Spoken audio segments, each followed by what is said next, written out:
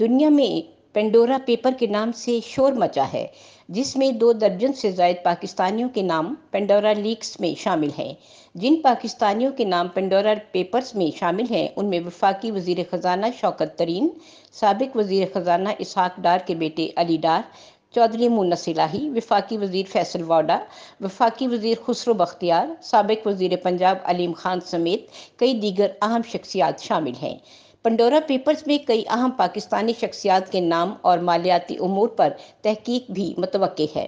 تحقیقاتی صحافیوں کی عالمی تنظیم international consortium of investigative journalists ICIJ نے پینڈورا پیپرز کے نام سے ایک تحقیق ریلیز کی ہے، جس میں بیرون ملک کمپنیاں رکھنے والی 2 درجن سے زیادہ پاکستانی شخصیات